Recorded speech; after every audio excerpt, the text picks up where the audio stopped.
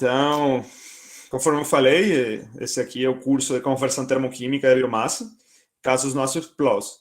E esse curso é um curso de extensão, portanto, vai ter um certificado no final, quem assistir todas as aulas e quem fizer todas as atividades, tá? Meu nome, para quem não me conhece, sou Jorge Castilho, sou doutorando da UF e faço parte do PRH 51. Então, vamos lá. Aí, como eu falei, meu e-mail é esse aí. Muitos têm um e-mail pessoal, mas aí podem enviar todas as dúvidas aí no e-mail da UF, tá? Eu vou disponibilizar esses slides aí no Drive da nossa turma. E, bom, vamos lá. Bom, aí na aula 1 já vocês vão ver de uma maneira mais detalhada e mais abrangente a ementa do curso, tá? No entanto, aí no Classroom eu já botei faz algumas semanas, né? Eu fui adiantando algumas coisas aí durante o mês de julho. O curso vai ser segundas, quartas e quintas, das 19h30 até 21h30, tá bom? A ementa basicamente está composta de 4 itens, no entanto, são 7 capítulos. Inicialmente, a gente vai conversar sobre biomassa, o que é biomassa, sua composição, propriedades e algumas rotas de conversão. O curso está focado, como o título indica, nos processos de conversão termoquímica, mas são diversos processos de conversão termoquímica ou tecnologias, mas nesse curso aqui vamos focar a pirólise e gasificação. Vamos ter uma parte de modelagem de gasificação, bem específica, e os casos não explosivos. Aí vocês estão vendo que o curso é um teórico, mas também tem prático aí, alguns exercícios. Aí já vocês têm disponível aí o PDF da simulação 0. Como eu falei, na quarta eu vou botar a simulação 1, tá? As datas de entrega. Todas essas informações estão aí no Classroom, mas é bom relembrar que a simulação 0, que corresponde àquela que já está no Classroom disponível, data de entrega é o dia 3 de agosto. Então, vai ser uma por semana, sendo que a simulação 4, que corresponde ao reator PFR, é opcional também, vai ser entregue 31 de agosto. Então, aí eu tive uma confusão aí com as datas. Eu falei antes da gente iniciar a gravação, que era 3 de setembro, mas a data limite para entregar em todas as simulações é dia 31 de agosto, tá? A avaliação basicamente vai ser a média das notas das 3 simulações. Então, o aluno deve tirar uma nota maior do 7 e uma frequência mínima de 80%, tá? Aí depois, se o aluno tirar entre 5 e 7, vai ser feita uma verificação suplementar, que já depois, bem no final do curso, se for necessário, a gente conversa sobre isso, tá bom? E bom, se o aluno tirar menos de 5, vai ser reprovado, né? Não vai ter problema com o histórico, só que não vai receber o certificado, tá? É só isso. Mas aqui o que eu falei, tipo, tem várias pessoas fazendo como 20. Se eles quiserem entregarem aí, podem entregar à vontade, tá? É bom para treinar, beleza? Aqui está a bibliografia básica do curso. Aí já tem alguns livros, já nossa pasta eu consegui disponibilizar alguns, tá? Está o Açu, que é um livro fundamental aí de gasificação e pirólise de biomassa. Também está o livro do professor Márcio da Unicamp e tem outros. Eu gosto muito desse aqui, do professor Electo Silva e do professor Oswaldo Venturini.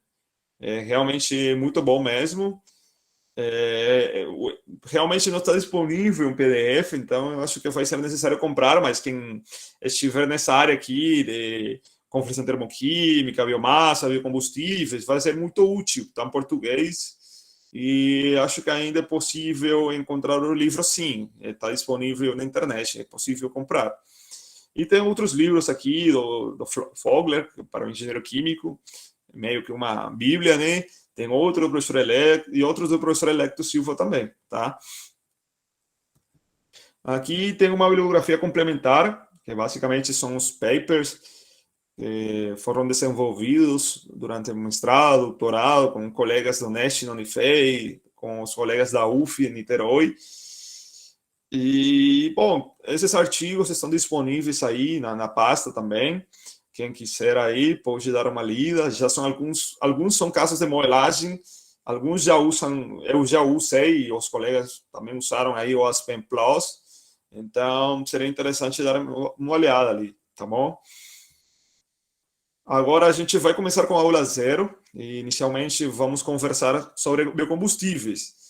É oportuno mencionar que os biocombustíveis são renováveis e geralmente eles são produzidos a partir de produtos agrícolas ou biomassas, tá bom?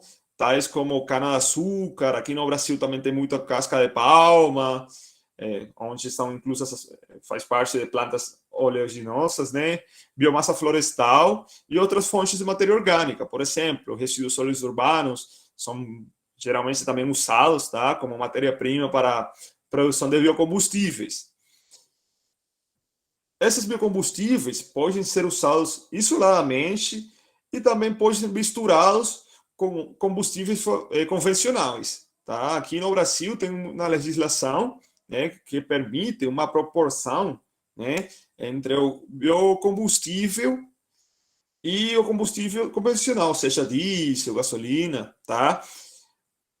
Aqui no Brasil, para quem do Brasil, tá? É muito forte o bioetanol, também o etanol convencional. Então, já tem carros, né, que são híbridos, no sentido que podem usar a gasolina convencional e também podem usar só etanol.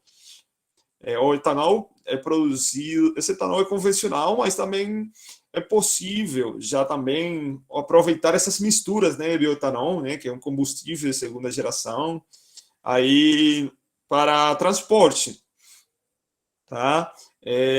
Aí nos artigos que eu mencionei, tem uns artigos interessantes aí de biorefinarias que já são focadas em aproveitar essas biomassas residuais para produzir biocombustíveis. Nesse caso, é uma refinaria de óleo de palma, tá? Aproveitando os três tipos de biomassas que são geradas nas extratoras, que são a casca, a fibra e os cachos vazios, tá?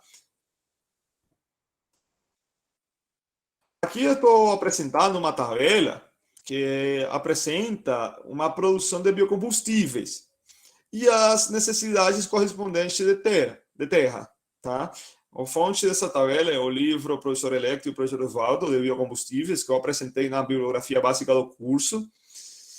Então, aí podemos ver, por exemplo, que a gente tem alguns biocombustíveis como biodiesel de girassol, de soja, etanol também, né, de diferentes culturas, como trigo, milho, de cana-açúcar, né, que realmente tem uma faixa, né, bem abrangente, né, de 110 a 140 gigajoule hectare.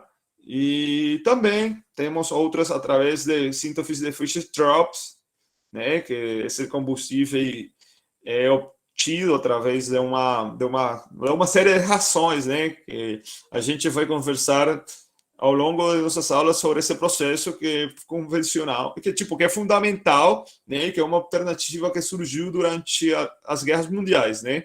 Fischer e Tropsch só foram dois cientistas alemães que ajudaram para produzir biocombustíveis a partir do bloqueio da Segunda Guerra Mundial. Também temos metanol, dimetiléter, tem pessoa aqui que também trabalha, aqui de nossos alunos, né, que trabalha na produção e síntese de dimetil-éter, tá? E aqui a gente pode ver aqui, falando assim, o requerimento de terras, né? Evidentemente, dado que são diferentes culturas, elas também requerem de algumas realmente grandes áreas de terra, né? Dependendo do enfoque. Geralmente, esses biocombustíveis são tidos, conforme eu falei nos slides anteriores, de biomassas ou resíduos agroindustriais ou florestais. né? Mas já hoje já tem muitos avanços de combustíveis ou tipos de culturas energéticas, ou seja, já vocês evidenciaram que todas as biomassas aí apresentadas geralmente provêm de biomassas que são de produtos, né, de culturas que servem para alimentação, tá? No entanto, já tem biocombustíveis que são produzidos a partir só de culturas energéticas, ou seja, que essas culturas só são focadas para a produção de biocombustíveis. Tem muito pessoal que não concorda, outros que concordam, então meio que ainda existe uma briga, né, com relação a esse tipo de biocombustíveis. Então, como surge essa motivação da conversão de biomassa? Já vocês sabem que a energia primária, né, consumida no mundo é alta. Aí nos lá a gente pode evidenciar que 80,3%, né, que provém desses combustíveis, né, provém de combustíveis fósseis, né, é principalmente de petróleo e carvão, tá? E desses combustíveis fósseis, né, desse 80,3, 57 são usados no setor de transporte, né? Gasolina, diesel, óleo combustível, né, para barcos, em inglês fuel oil, também para combustíveis da aviação, né? Então, já a gente pode evidenciar que um dos setores que geram um maior impacto, né, ambiental, quando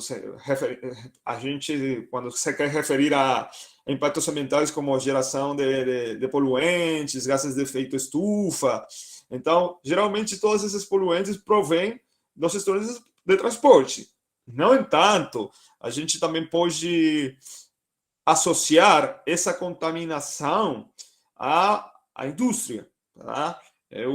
Alguns de vocês sabem, eu durante meu mestrado trabalhei em um projeto financiado pela Petrobras da geração de borra, que geralmente é um resíduo gerado ao longo da cadeia produtiva ao petróleo, que realmente também é um problema ambiental. No entanto, também a extração, refino e todo esse processo gera muitos poluentes, muita contaminação, né?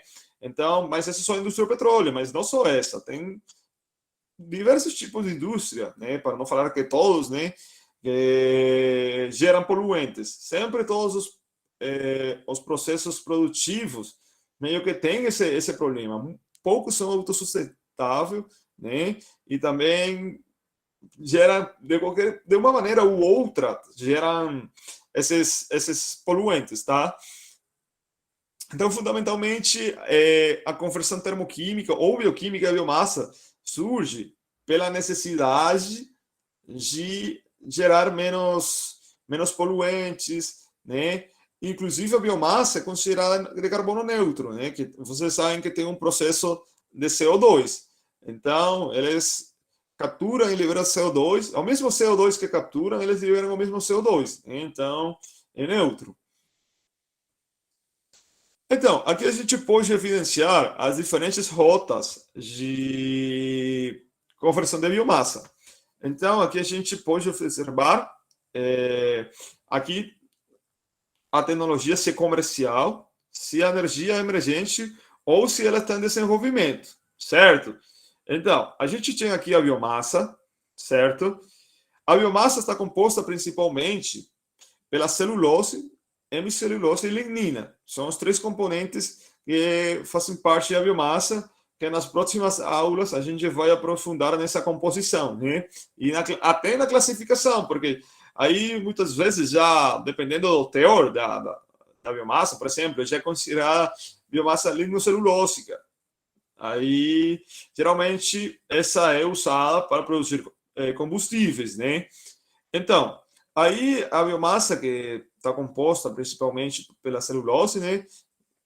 É usada aqui, tá? Na hidrólise ácida ou enzimática e também em processos de desidratação ácida, né? Aqui é produzido um ácido, é usado o processo de hidrogenação, né? Para produzir o combustível, tá? Aí que geralmente já vocês viram, né? O que eu falei nos slides anteriores, né? Pode ser misturado com combustíveis convencionais. Aí também tem essa outra rota, né, da hidrólise, que leva a sacarificação, né, para produzir sacarosa mesmo, né, conforme o nome, conforme o nome mostra, tá? E aí esses produtos são levados a processo de fermentação para produzir etanol, tá? E tem diversas rotas, né? Aqui a gente já está mostrando as duas, né? Transcitrificação, né? Isomerização e por aí vai, tá? Então aqui a gente pode evidenciar, principalmente nessa parte aqui, né? Rotas de conversão bioquímica, que não são o escopo desse curso. A gente vai focar mais na parte de conversão termoquímica, né? E, bom, um ponto importante aqui, né, é a gasificação. Então, a gasificação é produzir um gás de síntese, né, que pode ser usado em diferentes aplicações, como a geração de energia elétrica, também incluso em fermentação, em Fischer-Tropsch, para produzir combustíveis sintéticos. No entanto, aqui só está mostrando gasolina e diesel. Também pode ser produzido nafta, né, querosene, né? E também, inclusive, nos últimos anos, tem muitos avanços, né, na produção da amônia, né, para a qual é a matéria-prima fundamental para a produção de fertilizantes. Já vocês viram que tem um problema muito sério na Europa, com esse problema da guerra da Rússia. Então, por exemplo, o Brasil se viu afetado pela guerra entre Rússia e Ucrânia, tá? E por causa disso está surgindo essa necessidade da produção de amônia através da síntese Fischer de Haber-Bosch, os quais também são dois cientistas alemães que desenvolveram uma síntese, um reator que precisa de um catalisador e altas pressões para produzir amônia. Esse processo a gente vai conversar em outras aulas, né, mais na frente, mas basicamente Haber-Bosch é um processo onde é separado, na verdade, é separada a molécula, né, diatômica do nitrogênio para produzir amônia, que é NH3, né, considerando também o hidrogênio que provém da gasificação. Porque, pessoal, é necessário catalisadores e pressões tão altas? A molécula do nitrogênio é muito estável, né? Tem um enlace triplo. Então, para quebrar essa molécula, são necessárias essas pressões e temperaturas tão altas que só podem ser atingidas a nível industrial, tá? Agora a gente vai conversar um pouquinho sobre os processos de conversão termoquímica. Está a combustão, né, a qual gera gases, com o mesmo nome, gases de combustão, que são usados para gerar potência elétrica. Esses gases geralmente, né, são usados em turbinas a gás ou microturbinas a gás, né? A gasificação, né, que, como falei, é um gás que é usado para ser queimado em acionadores primários, como motor de combustão, também para microturbinas ou turbinas a gás, ciclo Brayton, né? Também ciclo Rankine, tem algumas aplicações. É insumo para a indústria química, como eu falei, Haber-Bosch, Fischer-Tropsch, etc. Já a pirólise é um processo de conversão termoquímica onde podem ser obtidos três combustíveis diferentes, né? A fase gasosa, que provém dos gases que não foi possível condensar, né? Os gases que foram condensados são a matéria-prima, por falar de um jeito, para obter bióleo, né? Ou bioóleo em português.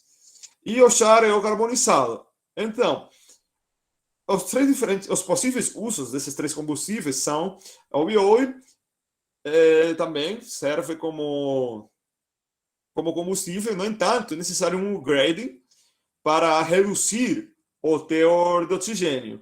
Tem dois tipos de pirólise, tá? A pirólise catalítica e a pirólise térmica. A pirólise catalítica, além que favorece as reações, né, porque são mais rápidas, aí ela pode contribuir para aquela diminuição, né, dos compostos oxigenados. No entanto, ainda é necessário upgrading. O char é um carbonizado, né, que pode ser considerado uma matéria-prima para carvão ativo, né, para processo de tratamento de água. Nos últimos anos também está sendo usado como acondicionador de solos, etc, etc, etc. E os gases quentes são usados também em outros processos, dependendo se o reator de pirólise é ubicado em certa indústria, esses gases podem ser usados para aquecer fluidos de trabalho como água, tá? Aí também está o processamento hidrotérmico, que eu acho que é um processo que realmente não é muito estudado como conversão termoquímica, tá? A hidrólise também, eu acho que é mais uma rota bioquímica, mas muitas vezes os autores classificam como uma rota de conversão termoquímica. Mas fundamentalmente aí esses processos aí, esses últimos dois, né, são caracterizados pelos teores de hidrogênio também, né? Então, basicamente, pessoal, as duas rotas que vamos focar nesse curso são pairólise e gasificação. No entanto, a gente também pode conversar um pouquinho sobre combustão, né? Que, por exemplo, no Unicamp, o professor Bisso trabalha muito nessa área. E aqui no Brasil, realmente, tem até um congresso focado nesse conversão termoquímica, tá? É a escola de combustão. Tem muitos avanços também na combustão. Eu lembro que eu li vários trabalhos de combustão sem chama, né, que estão baseados, ou na verdade, dependem do material do reator, né, para eles conseguirem essa condição de combustão sem chama. Então, são trabalhos bem interessantes também, né, para produzir um gás. Então, pessoal, aqui podemos ver a estrutura de uma biomassa, né? Uma biomassa tem, geralmente, né, biomassa vegetal, né, que provém da madeira e de outras culturas, né, por falar de um jeito, eles têm diversos compostos químicos, né? Nesse caso, a gente estava analisando de madeira, né? Então, olha a quantidade de moléculas que estão presentes, na verdade, na composição da madeira, né? No entanto, vocês veem que nos artigos estão só apresentando, né, o análise elementar, o próximo e último, né? Aí a gente obtém através de diversas técnicas, né, a gente pode conhecer esses compostos químicos, né? É oportuno mencionar que a pirólise tem uma temperatura limite, né? Tem uma temperatura limite e os tempos são muito rápidos, né? Tem uma classificação, sim. Tem pirólise rápida, pirólise lenta, né? Pirólise flash, mas geralmente os tempos de residência da molécula, né, ou da partícula no reator são muito curtos, né? São instantâneos quase, tá? Aí vocês podem observar aqui, né, uma faixa de valores para os três produtos, né? Aqui a gente tem gases não condensáveis, que eu falei, o bioóleo ou óleo de pirólise, e o char. O char, que muitas vezes é chamado de biochar, biocarvão, só char, às vezes carvão vegetal, né? Fundamentalmente porque tem teores de carbono muito altos. Tem muita modelagem que considera o char, né, durante a gasificação, né, quando o char é formado, como carbono puro, né? Dependendo da condição operacional, vocês têm char com 25, 96% de carbono, então é uma aproximação válida, tá? Aqui, por que essa faixa? Porque depende das condições de operação. Por exemplo, o foco da pirólise lenta é produzir mais char. O foco da pirólise rápida é ter mais bioóleo.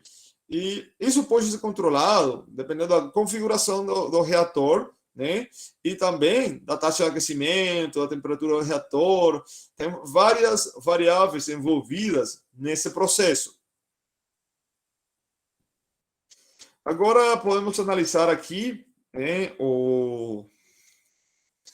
um esquema, né, uma representação gráfica do processo de gasificação. Aí vocês fornecem a biomassa. Então, uma diferença entre a pirólise e a gasificação é que essa aqui é um ciência de oxigênio, tá?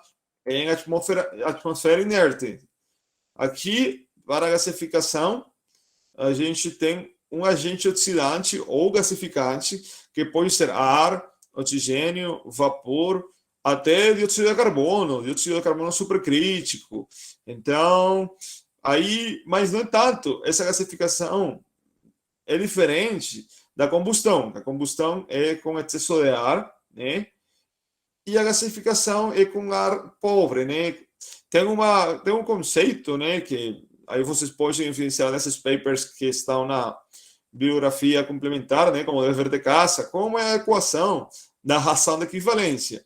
Em inglês, equivalence ratio, né?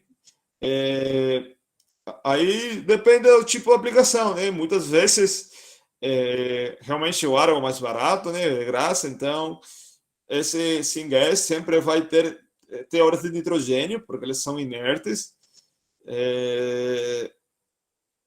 ou misturas vapor ou dois produzem e favorecem, né, a formação de syngas com maiores teores de hidrogênio e CO.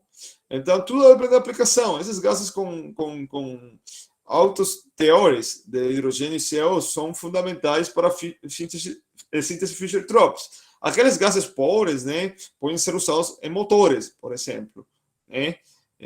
O gás produzido a partir da gasificação com ar, certo? Então, esse é um processo de gasificação, né? A gente, aqui não são os estágios, né? Mas quando a gente tem geralmente ocorrem 4 etapas, tá? Secagem, pirólise, oxidação, redução. Já dependendo da configuração do reator, né, já tem diferente essas etapas que eu mencionei podem ser conforme a sequência que eu falei, ou pode mudar, né?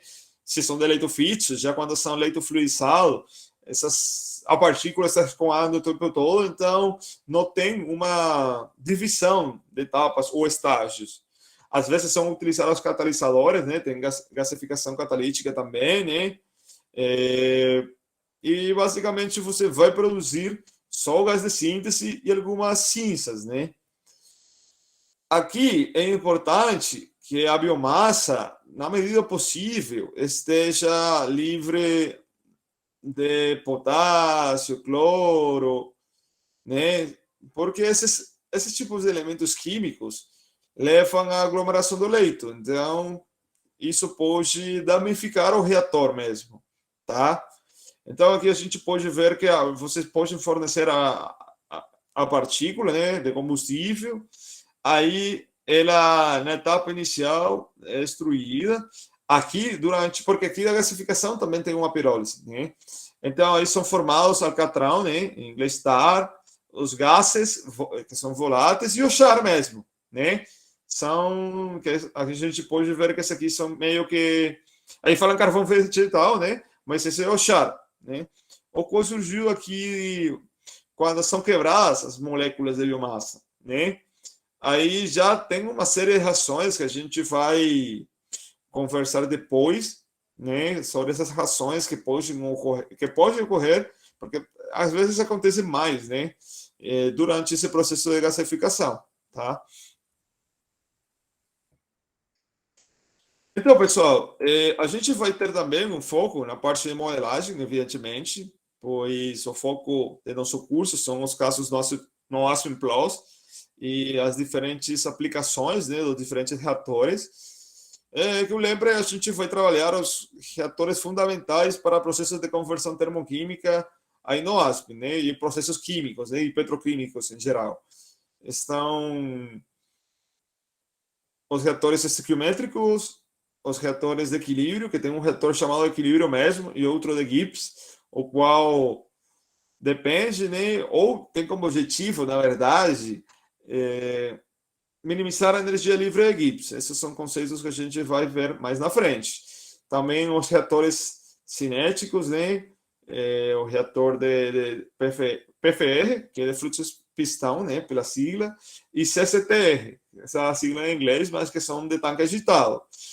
Os modelos de equilíbrio, né, e modelos termodinâmicos em geral, são modelos 0D, né?